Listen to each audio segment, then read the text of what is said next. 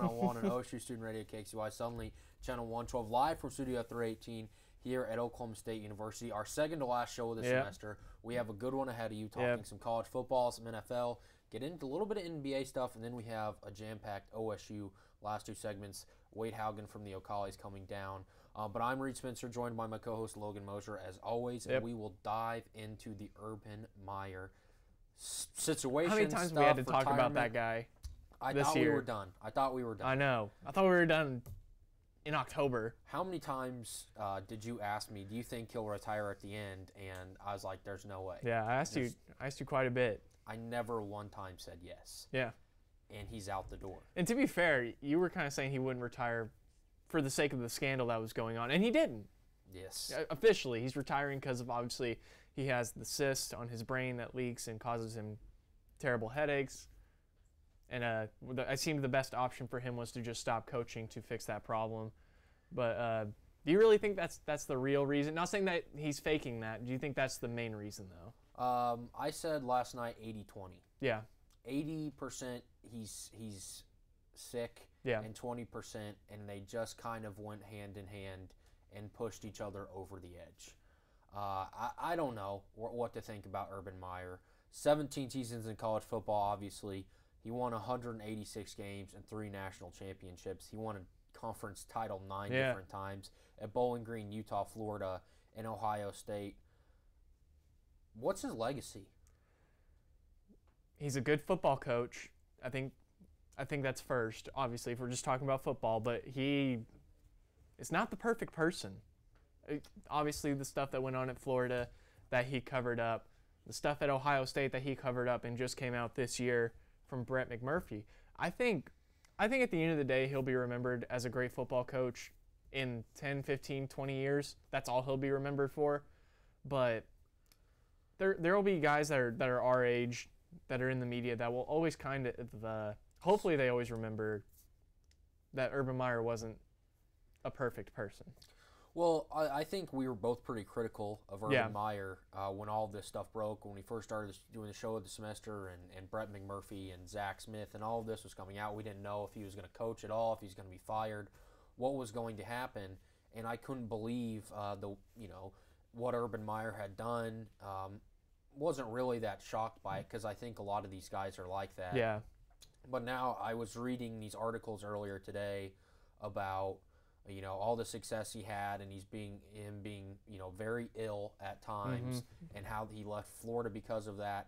And the idiot I am is sitting there going, man, I really am going to miss this guy in college football. I can't believe I let my fandom and my love for college football, and I call myself an idiot because I was the one who was most critical of it, and I'm sitting here making excuses for the guy, like, no, he can get healthy, he can play, because I don't want Urban Meyer out of the game of college football.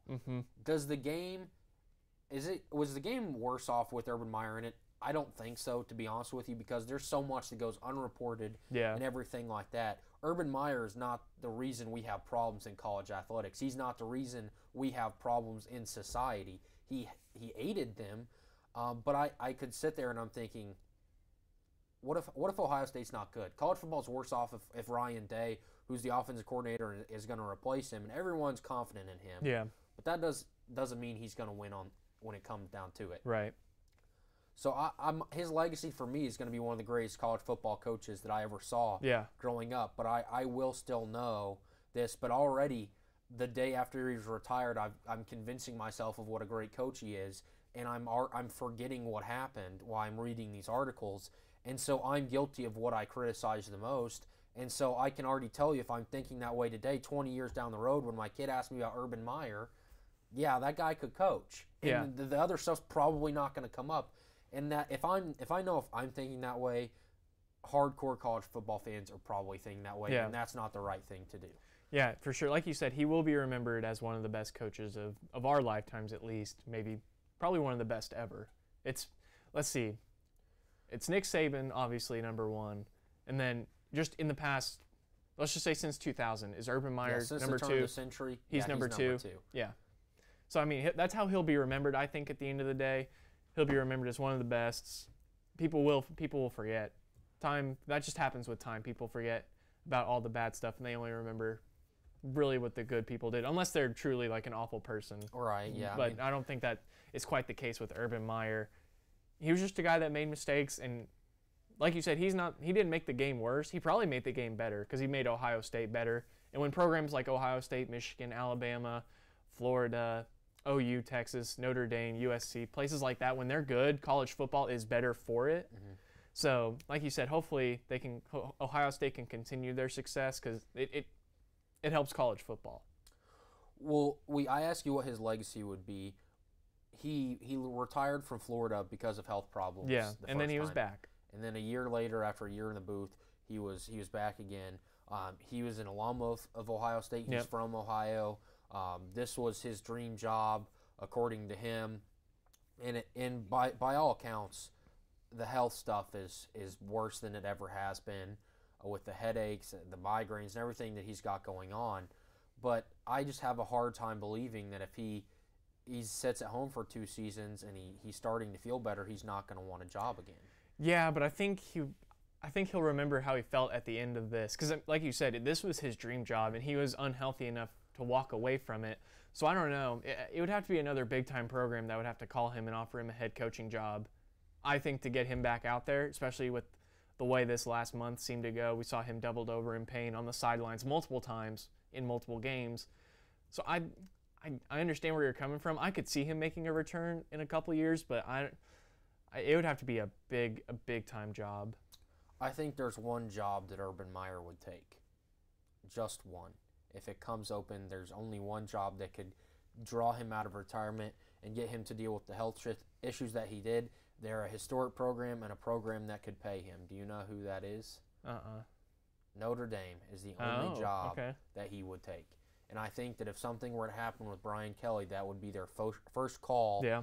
And I think he may not take it, but that's the only job he would seriously consider. Yeah, and I don't think he'd take that job. I think, especially if Brian Kelly leaves in the next couple of years, I think it has to be at least 4 years before he even considers it. He's only 54. Right. I mean, you're looking at Les Miles and Nick Saban. They're in their 70s. Yeah. So if he could be healthy, he would have a long time ahead of him.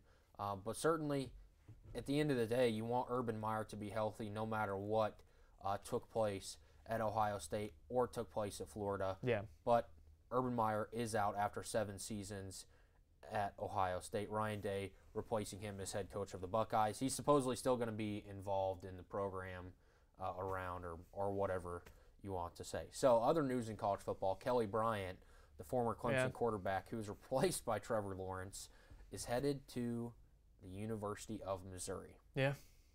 16-2 as a starter at a 66% completion percentage, passed for over 3,000 yards, 16 touchdowns, had 1,000 on the ground, and 15 touchdowns on the ground as well. A pretty good college football player, took Clemson to an ACC championship and the college football playoff before being replaced by Trevor Lawrence.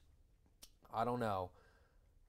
This is seems like pretty good news for Mizzou. Yeah, I think he's going to have a ton of success there. We already saw Mizzou can score points this year, and OSU's going to be playing them in the bowl game. Thank goodness he is not eligible to play in the bowl game. Otherwise, I think OSU would be even more trouble than they already are. But I think he's going to have a lot of success there. I think Mizzou still kind of thinks they're in the Big 12 a little bit. They like to play a lot of offense, not a ton of defense like the SEC is kind of known for. I think this is a good move for him. I think he found a good school. Yeah, I was kind of surprised that he didn't go to Arkansas, with Chad Smith being his former offensive coordinator and the guy who recruited him to Clemson. I was kind of surprised that he didn't join the Razorbacks down in Fayetteville, but passed up Auburn and some other schools that have had success offensively. Barry Odom is the defensive head coach, but Derek Dooley, the former Tennessee head coach, is now the offensive coordinator at Mizzou. So, I mean, I guess it's a good fit. They're losing a 4-year starter in Drew Lock. Mm-hmm. I think there was better options out there for Trevor Lawrence, but something, or not Trevor Lawrence, for Kelly Bryant, but something made Kelly Bryant, say Columbia's the place I want to be. He's going to the SEC. I think that their offense is going to be scary good next year. Scary good. So, some Big 12 news, sort of. Cliff Kingsbury no longer in the conference. Yeah. He is headed out to USC to be their offensive coordinator after it was reported last week then he denied it. Then denied it. He wanted, obviously was offered multiple jobs from the NFL and around college football. Yeah. How long do you think he stays at USC? I think he'll get another head coaching job in maybe 3 years. Does that sound about right to you? 3, 4 years? I don't think he should be another head coach in college football, and I certainly don't think he should have ever been one on the NFL level, because what did he win? What did he win in the Big 12? What was his offense so good for? What was 8 wins was their best season under him? 8-5 was his best season. Everyone likes to talk about how much of an offensive genius this guy had the potential to be and how he could take a guy like Aaron Rodgers to the next level. I saw a lot of people saying he should take the Packers job. He doesn't know how to win games. He seems to be well versed in the offense that he likes to run. He's very good at that. And I think that's where he should stay. I think he should stay at that OC position. I just wouldn't trust him with my program as the head coach. Yeah, I think Texas Tech hired him far too young, and I think he probably learned from mistakes, and he could learn from being at USC. I think he's at USC for 1 year before a team will take a chance on him. I don't think this is not a long-term Is that a good idea? Yeah, well, Clay Helton's trying to save his job because he's 5-7. They gave him one more chance, and if he misses, if this offense doesn't get turned around, they'll both be out of there. You don't think they'll put him as head coach at USC if they like him? One, that would be hilarious. And two, no, I don't think they will, because USC's been on a slide ever since they let Pete Carroll walked away to join the NFL.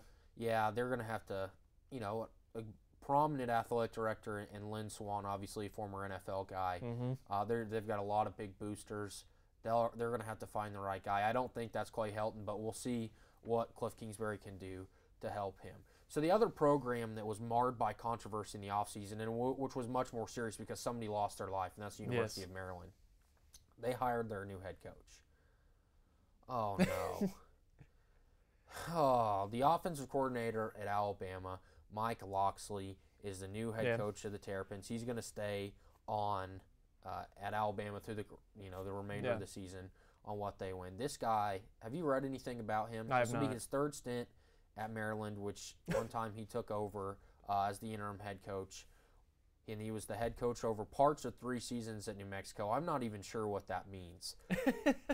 But what do you think? They traded it off. Him and some other guys switched every week. Well, where he's the head coach, what do you think his record is, including 16 games from 2009 to 2011 at New Mexico and 6 games as interim head coach in 2015 at Maryland? Out of 22 games, what's his record? Yes. 3-19? He is 2-20. I was so close. He was 1-5 at Maryland as the interim coach and 1-15 in 3 seasons. Wow. At New Mexico. At parts of 3 seasons. Matt Canada went 5-7 as the interim head coach of Maryland this year. 5 wins in 1 season, didn't make a bowl game, and he's got a better record. Already more wins than this guy. That's not good. That's not a good hire. I've always said that sometimes in situations like you had at Baylor, at Penn State, even Ohio State, I guess you could throw in there now, you don't always have to find the best X's and O's guy. You just have to find the right human being that can get the program turned around in the right direction for your players. But this guy's 2-20. He must be a really great guy, or they believe in him for some reason. Well, some reason they do. So he's headed to Maryland after the end of the Alabama Crimson Tide's championship run. Well, we're going to take a quick break, come back and talk about some news in the NFL and the NBA. We'll be right back on One-on-One. Ocean Student Radio KXUI, Suddenlink Channel 112. One-on-One is brought to you by Tinker Federal Credit Union. Visit Facebook.com/TinkerFCU. While you're there for your family, we're there for you. Tinker Federal Credit Union. And OSU Communications. Not sure where to park? OSU Communications has got you covered with parking tips and bus schedule information. We'll be right back. Determining your future by selecting a major can be difficult. It's okay to be undecided. Connect with the College of Arts and Sciences, where your options are endless. Where you can uncover your passions and achieve your goals. Express your creativity by exploring a career in the visual and performing arts. Investigate new discoveries to make the world a better place with a career in science. Advance knowledge, communicate progress, and contribute to a healthier planet with a career rooted in the social sciences. Discover your career by looking at the world from different perspectives through the humanities. Realize a better tomorrow through problem solving and mining data that can change lives.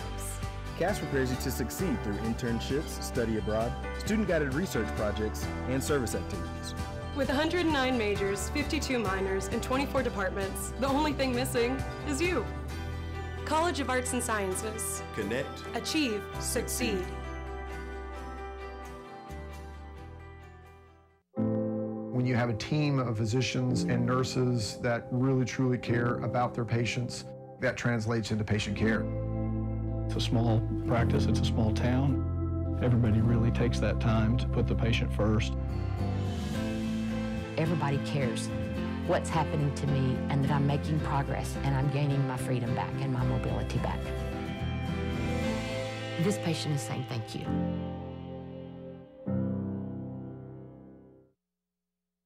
This spring, I invite you to shop in downtown Stillwater. Downtown Stillwater is home to locally owned shops, boutiques, eateries, and dependable professionals that you can trust. Find the perfect gift for your graduate, have a delicious meal with mom, or just stop in to enjoy great spring savings. By creating a demand for local goods and services, you can ensure a place for the local businesses that help give our community character and keep it unique. On behalf of Downtown Stillwater, thank you for shopping local.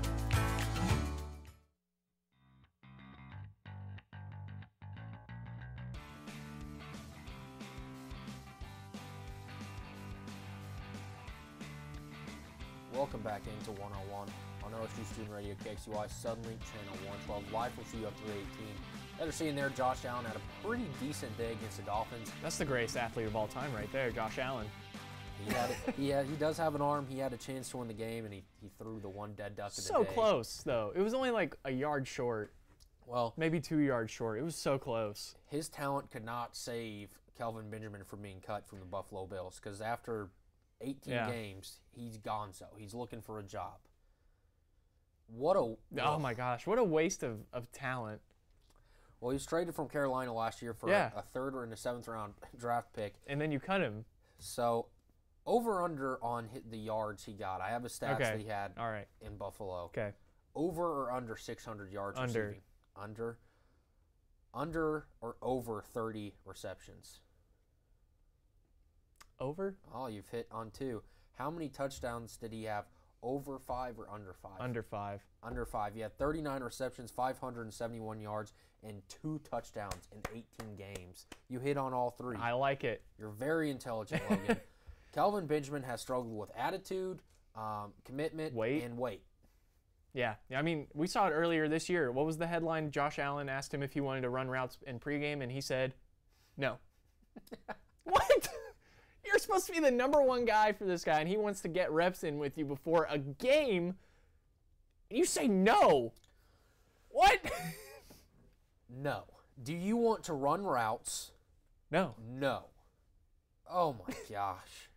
He had a public feud with Cam Newton. Yeah. He's calling out Cam Newton, saying he would have been a better receiver if he had done that, and he really, really ticked off the football gods because they stuck him with Nathan Peterman for 6 games. And that guy is the worst this league has ever seen. So, Kelvin Benjamin if he's claimed off waivers, they owe him the rest of the $8 million. If no one claims, then the Bills have to pay it on that rookie deal. So no one's probably going to claim him. He'll get signed in free agency, but this guy has got to get a lot of stuff cleaned up. I don't think he will. Like, if he wasn't going to, okay, I can get him having problems in Carolina and then getting shipped out somewhere, and that's when you want the guys to fix it. If it doesn't work in the first place, that's fine. You got drafted there. You didn't get a choice. And he didn't necessarily get a choice whenever he got traded, but something should have clicked like, oh man, they didn't want me. I wonder why. I need to make sure these guys don't get rid of me for the same reasons, which is probably exactly what happened, except they couldn't find someone stupid enough like Buffalo to give up a 2nd and a 3rd round pick. Because that's what Carolina just got, right? That's what you just said? 3 and a 7. A 3 and a 7. So no one else was going to give that up for Kelvin Benjamin. And the fact that you won't work with your quarterback on routes is ridiculous. And then he goes after Cam Newton in the media. And Cam Newton, I think, clearly came out on top of that, especially even before Benjamin got cut. But I don't know. Do you think anyone will sign this guy in free agency? And if so, who? Somebody will pick him up. I don't think it'll be a top-tier team. You're not going to see New England go after this guy. Actually, maybe you will. And they'll turn him into a pro and he'll go get a big contract somewhere else. I mean, he's been in Carolina in both conferences now. I mean, there's still the talent there. He's going to have to prove himself in camp. Yeah. But he is worked his way out of some money, I'll tell you that. Do you think that someone's going to have to give him an Eddie Lacy-style contract where there's incentives based on his weight? Yeah, Don Terry Poe type stuff. Yeah. Where it's like, I mean, it's going to be probably a highly incentivized contract that he signs, but he has cost himself a lot of guaranteed money. Yeah. Because to be honest, you don't have to be that good. I mean, you look at the deal Sammy Watkins got. Sammy Watkins was never that good, and he got that good money. Yeah. So, I mean, he will find a spot, but whether you find a permanent spot or if he's working at Foot Locker in 2 years, I don't know. But he's not on the right track right now. No, he's on track for Foot Locker. Not on the commercials. No, working. Yeah, he's working. Nothing wrong with working there, by the way. But when you're a 5-year NFL pro, with that much talent, with Pro Bowl potential, like he had a lot of talent coming into the league, and he's wasted it. Yeah, he wasted an opportunity to be with an All-Pro quarterback, to be in Buffalo. I know he didn't choose Buffalo, but obviously was traded there, and he can't get the job done. So he will land with a team in free agency. He will get into a camp, but he's going to have to prove himself. Somebody who has sort of proved themselves, sort of not. Their career stands on one play, and that would be a butt fumble. It's not good. It's not a good play. The Washington Redskins are going to have to start Mark Sanchez after Colt McCoy broke his fibula Monday night, after Alex Smith broke his leg. So obviously Colt McCoy's wasn't as gruesome as Alex Smith's, but 2 broken legs, and now they're on a third-string quarterback. He looked like a guy who had been there for 9 days going into this game. He's going to get more comfortable with it. He's comfortable with the offensive coordinator, but the Redskins now, it's not looking good. What are they? 6-6, 5-7, a couple of losses in a row. The Redskins are on a downhill slide. They talked about bringing in Colin Kaepernick. That didn't work out. They felt more comfortable with Mark Sanchez, but are any of us confident that Mark Sanchez can lead the Redskins to... We had our doubts about Colt McCoy. Yeah. I had my doubts about Alex Smith in Washington. Wasn't really working out. Didn't really work out with Colt McCoy. Yikes. Yeah. I don't see this working out. I don't see this as a playoff team. I mean, they're 6-6 right now. Their schedule, I don't want to say it's tough, but it seems like it's tough for them. Against the Eagles, their biggest play of the game was a 90-yard run by Adrian Peterson. Adrian Peterson finished the game with 95 yards and a touchdown. That was it. He had a 90-yard touchdown run and finished the game with 95 yards? Yeah. That's the most Washington Redskins Jay Gruden stat. Yeah, 98 yards, my bad. Finished with 98 yards, had a 90-yard touchdown run. Well, as bad as this game was, it doesn't compare to the Andy Reid Philadelphia Michael Vick massacre that happened 8-9 years ago on Monday Night Football, where Deshaun Jackson scored on the first play of the game. That's one of my favorite games of all time in Monday Night Football history. But yeah, the Redskins have got to get some stuff figured out. Yeah, coming up, they got the Giants at Jacksonville, at Tennessee, and then home again for Philadelphia to end the season. Well, they're going to have to win out to make the playoffs. I was going to say, I don't see them 10-6 at the end of the year. I could see them 8-8, 7-9, 8-8. You haven't beaten the Giants and... the Jags. Okay. I could see that. But I could also see them losing to the Giants. The Giants have been playing semi-well. Which is dumb. Yeah, I mean, Saquon Barkley seems to be doing wonders for that offense, since they don't have Eli Manning anymore. Oh, wait, they do. He's just awful. Yeah, it's been a week for the Washington Redskins, but I think you and I can agree. Maybe it's time to move on from Jay Gruden, take a step back look at everything going on there. But having to start Mark Sanchez off 9 days is not. He did recover a fumble with his butt on Saturday or on Monday. I know Barrett says it was with his legs, but it was with his butt. Showing steady improvement. Yeah, steady improvement. It's the opposite. Mark Sanchez. It's the opposite. Oh man. Jump over to. By the way, speaking of Barrett, that fantasy football is the worst thing on the face of the earth. Lost 104.5 to 104.4. Barrett's team's too good. His Redskins are not that great, but his fantasy team is fantastic. 0.1. I'm coming after him. I'll meet you in the playoffs. Just wait for stat corrections. I will see you in the playoffs, Barrett. So we'll jump over to the NBA when Markelle Fultz has been diagnosed with erratic outlet syndrome, a nerve damage in his shoulder that affects his range of motion. So when he's shooting a basketball, it's obviously is damaging to his shot. He's out 3 to 6 weeks and will rehab in Los Angeles. Yeah. What do you make of it? It's good for Fultz. He finally got a diagnosis that said there's something wrong with him that wasn't, up here. It wasn't the yips. Yeah. He wasn't faking himself out. So hopefully he can rehab from this, get it right. Because he had a lot of potential coming out of college. He was the #1 pick for a reason. The Sixers believed in him enough to draft him #1. So hopefully he can at least get another try with Philadelphia. And if not, they have to sell him to someone, get some kind of value on him. And he deserves that too, just to get another start somewhere else. But I think this will help. So I wasn't really sure what the treatment over these next 3 to 6 weeks were. Have you read anything about what the treatment and the steps he's going to have to take? I have not. I haven't either. So I was trying to understand just even what the injury was. Like what even was it TEO or TO, something about that. I can't remember exactly, but I was just trying to figure out what that meant.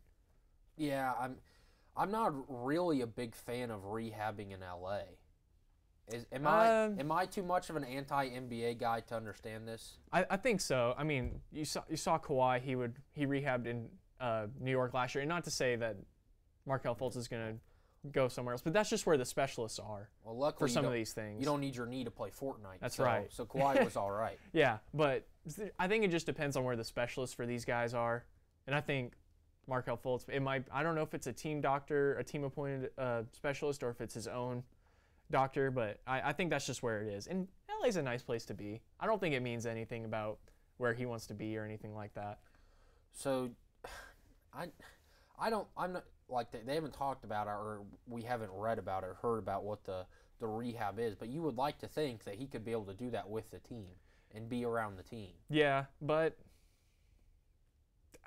maybe he does need that space to get away from basketball for a little bit to clear his head. Because I said it wasn't all up here in his head, but I think part of it still is his mental bearings about the game. So I think getting away, getting rehab, getting good will help him a lot.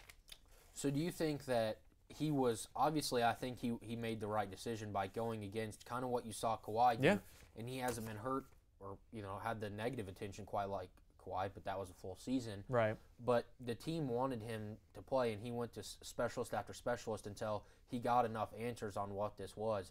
And to be honest, being a second-year guy, everyone's been kind of hard on him, and I do think he's a bust, and I don't see him recovering.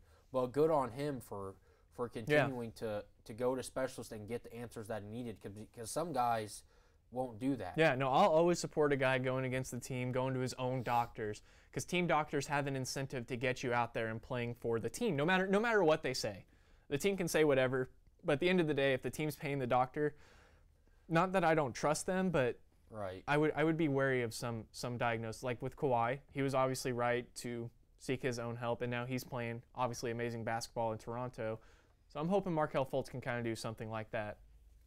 Yeah, obviously not to the level of Kawhi Leonard. I don't want to get that mixed up. Okay. I don't know. Hey, he might be a New York Knick. He could. He'd help them lose a lot of games. Well, he's playing about as many games as Porzingis right now, so it's working out well for everyone.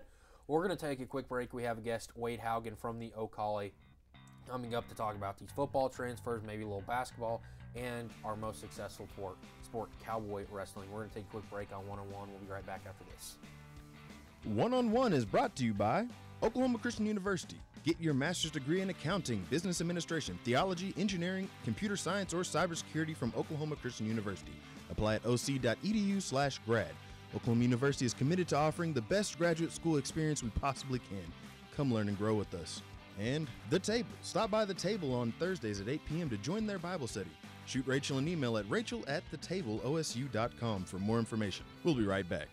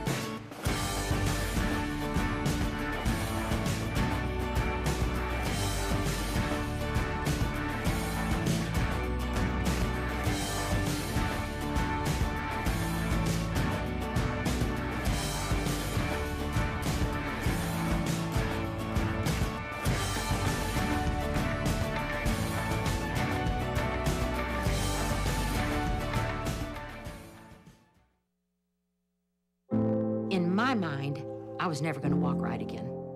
Before we were through, we had walked 23 steps. And that was my first steps of freedom. This patient is saying thank you.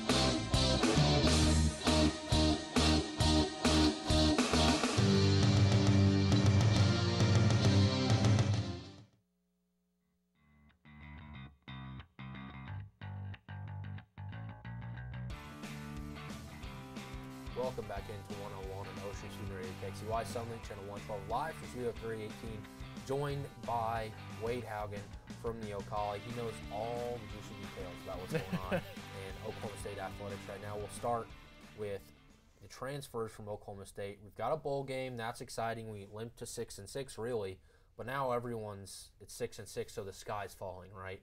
So we'll go over these transfers. Darian Daniels may be going to Nebraska to play with his brother. Jalen McCluskey, which we've known about for a while. Tulane, J.D. King, Justice Hill, Larry Williams, and Jordan Brailford are going to the NFL. Obviously, Larry Williams was out anyways, but he's not going to play in the bowl game. What's going on? I don't know. I mean, I think it's an issue for OSU, but I think this is about to be an issue for all college teams with the new transfer, with the new redshirt rule. And just kind of how, I guess you could say society as a whole is now. You just see transfers more often. And so, it doesn't look good for OSU, but at the same time, I think this is going to be something that a lot of teams are going to have to deal with now just because of the way the rules are put together now. With all due respect to Darian Daniels, Jalen McCluskey, and J.D. King, everyone's saying, "Oh, Darian's the locker room leader, the emotional leader." Well, we're still 6-6. So what are we really losing here? He's a great player, but no matter what, after 4 years, these guys are out the door. If he would have been healthy, he was out the door anyways. Right. And Daniels, to me, that didn't surprise me as much. Even the week after he got hurt for the season, it was kind of weird when it was mentioned in the press conference. Gundy right away mentioned, yeah, he could transfer too. And it was kind of like, well, nobody even asked about him transferring. So it was almost like maybe they had a little idea that Darian wasn't going to be back. But J.D. King, I think that's the one that sticks out to me because, now they're down to 3 scholarship running backs. You got Chuba Hubbard, L.D. Brown, and then Jamil Jeter, and we don't know what he is. Yeah. Nobody's seen him play. He's that's not knocking him. We don't know what they're going to get from him. So I think that's big, and, it kind of is interesting to me because I believe he's going to Georgia Southern. That's what I saw. Yeah. And so, he obviously, I guess, felt like he wasn't going to get a chance here, which Chuba Hubbard obviously had taken, over that spot once Justice left. But I don't know. That one's going to hurt because, at that running back position, if you have injuries, you're kind of putting yourself in a tough situation if they don't get somebody to commit here soon. Yeah, do you kind of see, you mentioned it, you think all teams are going to have to deal with that. Do you think Gundy's going to have to change his approach to recruiting, or just coaches in general are going to have to change their approach to recruiting, knowing that these kids can sit out for only playing 4 games and then get out of there if they don't like the situation? I do, and I think coaches are going to have to change, their philosophy on playing young guys. I think coaches are going to have to, be cognizant of maybe a key player that isn't getting to play much as they'd like. I think coaches are going to have to change everything. It's kind of one of those situations where they're going to have to change what they're used to doing because it is so easy now to transfer. And with the rules are set up to where really if you transfer, it's not that much of a punishment.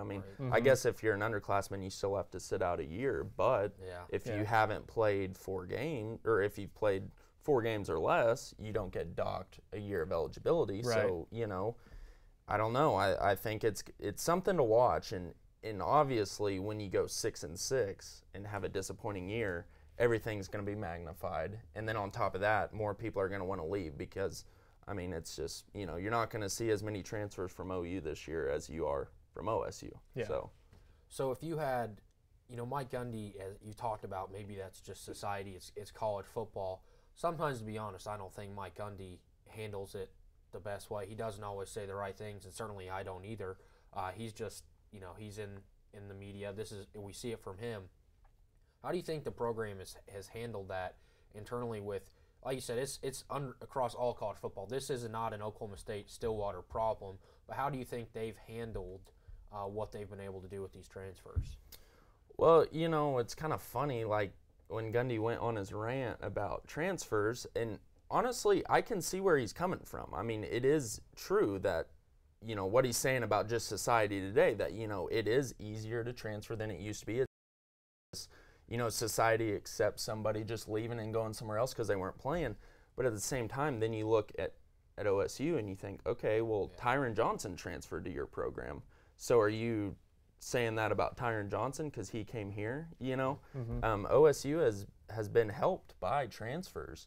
And, you know, Johnson comes to mind right off the bat, but there's been others too that have been successful. And so I think that whole situation could have been handled better. You know, sometimes, even though, you know, me personally, I kind of see what he's saying and I agree with parts of what he's saying, but you have to look at all sides of it and you have to think, oh, you know, yeah, we're losing some guys to transfer and they're maybe not sticking it out like they should, but our, you know, arguably our second best receiver is a transfer that chose our program and is helping us out. So I don't know. It's kind of, it's a really interesting development in college football as a whole, and I think it's, I don't think they really figured all of this was going to happen when they made that rule, you know. So now it's kind of like, this is the first real year of it here, and it's going to, I mean, once the season ends, who knows? I mean, it could be just, you know, a ton of people transferring. I don't know what it's going to be like. Nobody knows. So, this could be. It's going to turn into a free agency. Yeah, kind of situation. Really, it's almost, you know, they have that database that people enter their name into, and it's going to. I don't know. It's going to be very, very interesting to watch. The NCAA is a nightmare, but it is what it is, and you've got to deal with it now. You're talking about those transfers. I mean, Enoch Smith Jr. is a transfer who's really stepped up. So at the end of the day, I don't think it's the worst thing in the world, and I don't necessarily knock a guy for leaving if they're not going to get playing time. Go get your playing time while you can, because in 20 years, these fans are not going to say, hey, thank you for sticking around on that sideline in case somebody got hurt. No, that's a load of crap. Go get your play where you can if you want to. I don't knock that.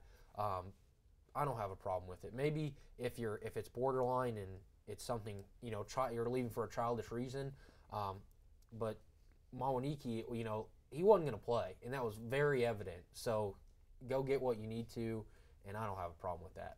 But that's just my opinion, and that's why I don't run the NCAA. But maybe I should, because they can't get anything else figured out. They can make money. They're good at that. They do that. Yeah, they do. Rack up some money. Yeah. Wait, we talked about 6-6 on the season. You covered the team, right? Can you just kind of describe what your thoughts on the whole season were going into the bowl game? It was the definition of a roller coaster season was this Oklahoma State team. I mean, I don't, you know, looking through some numbers before I came on here, I mean, you look at it, the offense, their end-of-season statistics, they average 38 points a game. They have 192 rushing yards a game and just under 308 passing yards a game. They averaged over 8 yards a pass and just under 5 yards a rush. So, you know, just under 5 yards a rush, that is really good. That's efficient, yeah. That's very really good. Taylor Cornelius, 3,600 yards, or 3,642 yards, 28 touchdowns, 11 interceptions. That's really good. I mean, those offensive statistics are really good, but they're 6-6, and you think back to certain games, and you're like, how do they have those statistics when, you know, we watched them at K-State. 12 points. I mean, that's that always was just, 12 points at K-State. That's the one that makes me shudder every time is that K-State game. Okay, and then TCU, I mean, that last game of the year, that was ugly too. They were just didn't really look interested. Defensively, you know, and part of the reason I put those stats down and I didn't put down any defensive stats is the offense caught most of the heat this year, I feel like. You know, people mention the defense wasn't playing good, but the offense caught a lot of the heat. And, you know, in their losses, they gave up an average of 39 points a game. And, I mean, that's just not good enough. Right. Yeah. And, you know, Taylor Cornelius, you know, he was not a perfect quarterback by any means, but he was not the reason they had a 6-6 season. And I think, you know, so much was made about Gundy picking Cornelius and him and Yurcich, you know, refusing to play Sanders, that people really failed to look at the, you know, big picture and see where this team had multiple flaws. It was not just at the quarterback spot. You know, going into next year, they lose their entire defensive line, which Jordan Brelford, that's a big loss. Yeah. Other than that, you know, you didn't really have many guys make a huge impact. But, you know, I don't know. I mean, secondary-wise, if you want to look at the glass half full, for most of the season you had 3 safeties. 2 of them were freshmen, and Colby Peel and Jarek Bernard, and then a sophomore in Malcolm Rodriguez, and then you had 2 corners that are going to return for what will be their 3rd season to start. Glass half empty, they weren't very good. So which way do you want to look at it? That was a lot easier. Which way? I mean, they didn't put up very good numbers this year, but they were young. And in their defense, they were in a brand new system. Right. So you not only had a brand new system, but you had 3 young safeties. Right. And I mean, that's tough. So I do expect the secondary to be a lot better next year. Yeah, and you would think. They got better as the year went on. And yeah, they did. And it was with the secondary, you know, they tried to move Kenneth Edison Magruder to a safety spot, and throughout the year, it was kind of like they were trying to play him because he was a senior, and he made plays at times, but, you know, it kind of seemed like as the year progressed, you saw more and more of that trio of Peel, Bernard, and Rodriguez, you know, 2 freshmen and a sophomore, and I think, and that's part of the reason Waniki transferred, because he knew that. He saw that. I mean, he lost his spot to, you know, some young guys, so I think there is the possibility for some excitement with that secondary next year. But they're going to have to prove it because, I mean, they didn't really prove it this year. No, I mean, I think you brought up a great point, is that a lot of those guys in that secondary playing in a high school system, and then you bring in an incredibly complex 4-2-5 that is very hard. They had to simplify that playbook halfway through the season, and once they did, you started seeing it click a little more. So I think the future is very bright for that secondary when they can have now, you know, 20 bowl practices at spring football and then fall camp, and they've already got a year under their belt. Yeah, that defensive line's going to need some work and some experience when we get into these things, but I'm pretty excited about that secondary. Yeah, I really think there's potential there. And, you know, the 6-6 going to the Liberty Bowl, not a ton of excitement around that, but it's huge for this team, and especially for that defense because, you know, that's 20 more practices that these guys get to practice. It's 20 more practices that they get to work in that system because, I mean, you know, OU's had the same defensive system for how long, and look at how much they struggle defensively. Right. Yeah. Try playing defense in the Big 12 with a new system and young guys who have never played Division I college football. When you look at it that way, you kind of think, okay, I can see why these guys may have struggled a little bit. And so I think there's the chance if, you know, you would think through bowl practices, a bowl game, winter workout, spring football, you think there should be progression there. And if there is progression, I think that secondary has the potential to be pretty good next year. What kind of team are we going to see in this bowl game? Are we going to see the K-State OSU, or are we going to see the West Virginia, Texas, and Bedlam OSU team? If you need your crystal ball. Yeah, if I knew, I could probably be a pretty rich man because, you know, Gundy has said multiple times this year after a bad game or whatever, he'll tell the media, if I knew how to fix it, this whole, you know, play great one week, play terrible one week, I would have. Like, you know, I mean, that's been the whole story of this season is you just never know what team's going to show up.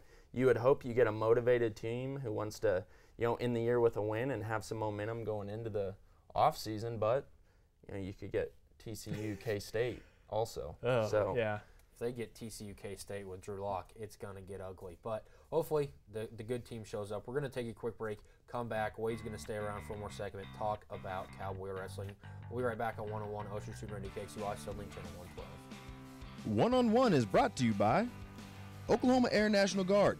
Contact Oklahoma Air National Guard at 800-GO-TO-ANG or visit their website at goang.com/OK for more information about how to get 100% college tuition.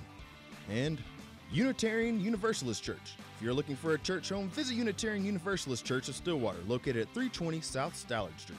They offer an alternative spiritual path and welcome all races, religions, and beliefs. They are also LGBTQ friendly. Services every Sunday at 10:30. We'll be right back.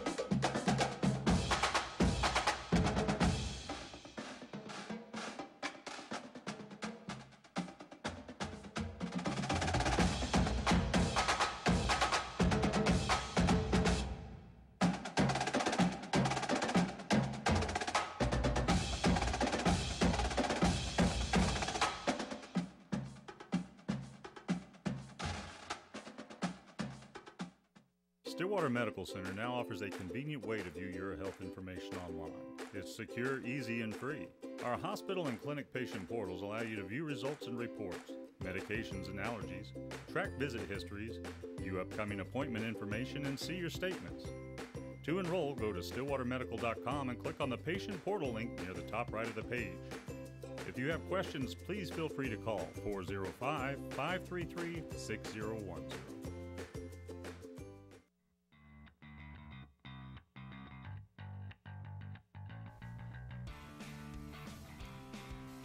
Welcome back to One-on-One on Ocean Student Radio, KCY Suddenly, Channel 112. Joined by Wade Haugen for another segment. Our best segment as a university, because Cowboy Wrestling is our one. There is not another winning. Yeah. It's the winningest program in NCAA history. But there's that one school up north in Pennsylvania that they just dominated college wrestling. So I put on here, is this a bounce back year? Because Nationals last year was a disappointing year for the Cowboys. Yeah, absolutely. I mean, they let that be known from everybody you've talked to. I mean, it's pretty clear that what they did last year is not the norm, and that's not the standard they're going to hold themselves to. And I think one thing they kind of have going for them is that they have a lot of guys, or about half the lineup returning from last year, that they haven't forgot how this season ended, and so they have guys that have returning that are very motivated, and then you mix that with some newcomers that have done very well so far. So I think they're poised for a pretty good year. So last year, Coach Smith, they're coming off that disappointing performance, and maybe the guy that we all look to get that national championship and dominate was Dean Heil, and I mean, that is just not what we got at all. So now you bring in a guy like Dayton Fix, who didn't lose a match at Sand Springs. I mean, he's been dominant on the world stage, but there's other guys on this team. What weights do you expect Oklahoma State to dominate, and who's kind of the leader of the team if they get in a situation like they did last year to kind of rally everyone together? Well, they're really good at their bottom three weights. Nick Piccinini won a Big 12 title. He's back at 125. You mentioned Fix at 133. I mean, he's just a stud. I mean, he's just one of those rare. I mean, his match against Wyoming, he won 3-0, and it was maybe the most entertaining match of the day. And really, nothing was even done. But he just his quickness is, you have to see it in person to really appreciate it. And then at 141, Fix is at 133. 141's Cade Brock, and he had a really good year last season, and he's back as a Stillwater native. He's back for another year. So those bottom 3 weights are going to kind of carry them, and then they have some veterans at the higher weights. You have at 164 Chandler Rogers and 175 Jacoby Smith, and they actually had kind of disappointing matches against Wyoming, and Coach Smith afterwards was pretty disappointed in them, but yesterday we talked to him and he said they've rebounded nicely. And so the thing, and they've mentioned the chemistry of this team as something that makes it so strong, and I think the reason for that is what I mentioned earlier. They have the right mix of newcomers who are really excited about it, and people coming back that are motivated from how the last season ended, and I think that's going to help them out a lot. What do you expect from these Edinboro transfers? 2 guys coming over, which is kind of rare. 2 people from the same school, at Dakota Greer and Andrew Chalmers. What are they going to wrestle at all this season? What do you see from those transfers? Are they just kind of waiting in the wings? No, they both wrestled against Wyoming. I know Gear. They both were in the lineup against Wyoming, and as far as we know, they're going to be in the lineup for Bedlam. Coach Smith, he mentioned that both of them, they kind of have that East Coast toughness to them, and they're also both really excited for this season because they come from Edinboro, which I've never heard of until this season. Yeah. So I don't know much about it, but I do know Dakota Gear, after the first match at GIA, when he was asked, what was it like, and he, just lit up because he was used to wrestling in front of like 130 people, and he's in GIA, quite possibly one of the best wrestling atmospheres there is. And so I expect those guys to have really good seasons, especially just because I think having been at a smaller school, they realize the opportunity they have wrestling at OSU. You mentioned that Bedlam match on Sunday, and I have a certain, you cover wrestling for the Ocali, so I'll say it. Lou Rosselli needs to get a clue. He needs to get a clue. He is, I don't know the word for him. He's intimidated, he's scared, and he's disrespectful to Bedlam, is what I would say of Lou Rosselli, because he won't wrestle Oklahoma State twice because they can't compete with Oklahoma State. The Bedlam wrestling is so far in Oklahoma State's favor, it's worse than football. And obviously the numbers help that you are supposed to do it 2 times a year. For 100 years, it seems like, up until last year, we wrestled twice. If I'm John Smith, I'm telling these guys, this is your chance, because they're going to have to see you twice, once now and in Big 12s. They don't want to see you 3 times, and it's Lou Rosselli who he shut this thing down. Yeah. He won't wrestle twice, and to me, I think it's pretty disrespectful. But that's my take on it. I don't know how anyone else feels about it, but I think it's pretty ridiculous that they don't wrestle twice. Well, and Coach Smith was asked about that yesterday. He made it known he wants to wrestle twice, and you could tell, and just from talking to some people that are around the program quite a bit, he's not happy about the situation. I mean, and he didn't come out necessarily say that straightforward yesterday, but you could tell he's wanting to wrestle him twice a year, and OSU leads that series 140-27 with 10 ties, by the way. I love that stat. So that's and they have not lost in GIA to OU dating back to 95. So they have definitely dominated that. I don't know what all is going on behind the scenes with that situation, but the term Bedlam came from wrestling. That's where the Bedlam rivalry name came from. And so of all the sports, you shouldn't be cutting, that sport shouldn't be cutting short of, what they're supposed to be doing each year. And so I do think it's kind of funny that they don't want to wrestle twice, but the one time they do wrestle, it's on ESPNU. So it's kind of like, that's good. Okay, we'll wrestle once, but the one time we do, we're going to put it on national television. Everyone's got to see it. Yeah. Give us your predictions for that match on Sunday. I think I would expect OSU to win pretty big. Yeah. I think OU is going to be more competitive this year than they were last year. But I just, you kind of, a situation like this, OSU so often, they're the hunted in wrestling. I mean, they never hardly ever go into a match without being the clear and away favorite. Right. And they're the clear and away favorite in this one too, but they're motivated. They're, you know, they have a little chip on their shoulder, and they have a reason to be extra motivated for this. So with the program they have, I see them winning big. Does OU win any weight? I don't know a whole lot about OU's team, but I'll tell you this: it wouldn't surprise me if OSU swept every match. That's what I like to hear. Yeah, I mean, it wouldn't surprise me. News. Yeah. Have you ever been to Bedlam and wrestling? I have not. I have not either. I'm kind of worried about the snow and what it's going to do. But 2 years ago, it was on a Friday night. Yeah. Most electric sporting event I've ever been to. It was incredible because, I mean, you just have all these older fans they've watched dominance their entire life, and they are wrestling. When you go to a duel, it's a different type of crowd. It's like the people that go there, they've been going to OSU wrestling matches for a long time. Yeah. It's like they all know each other. You know, you see them walking in, they're waving at each other. It's really pretty cool, and it's an exciting year for OSU wrestling because they do have OU at home, and they also have Iowa coming to Stillwater, which that's in the spring semester, so it's a ways away, but that's going to be a really big match. When is that match with Iowa? It is. I want to say it's in February. I don't have the exact date. I didn't put that down. We can look that up though. Well, that's going to be a big one. That'll be a big one. Well, we got to get out of here. Hopefully, get out to Galgaraiba at 12:30. 12:30. Man, on Sunday to take on OU and Bedlam Wrestling. Thank you for coming on so much. Thank you all for having me. We'll be back on Friday for our final show of the semester. Thank you so much for watching 101 on Ocean Super 8 KXUI Sunlink Channel 112.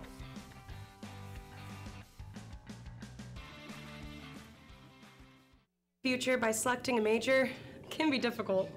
It's okay to be undecided. Connect with the College of Arts and Sciences, where your options are endless. Where you can uncover your passions and achieve your goals. Express your creativity by exploring a career in the visual and performing arts.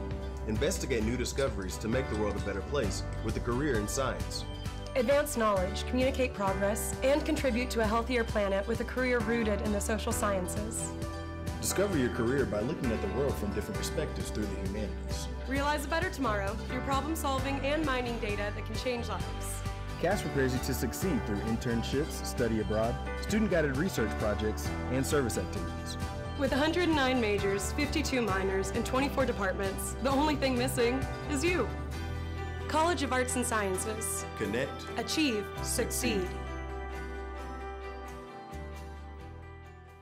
When you have a team of physicians and nurses that really truly care about their patients, that translates into patient care.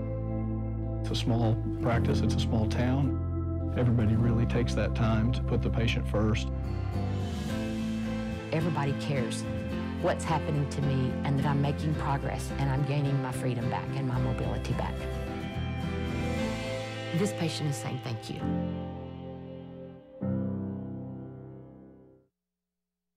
This spring, I invite you to shop in downtown Stillwater. Downtown Stillwater is home to locally owned shops, boutiques, eateries, and dependable professionals that you can trust. Find the perfect gift for your graduate, have a delicious meal with mom, or just stop in to enjoy great spring savings. By creating a demand for local goods and services, you can ensure a place for the local businesses that help give our community character and keep it unique. On behalf of Downtown Stillwater, thank you for shopping local.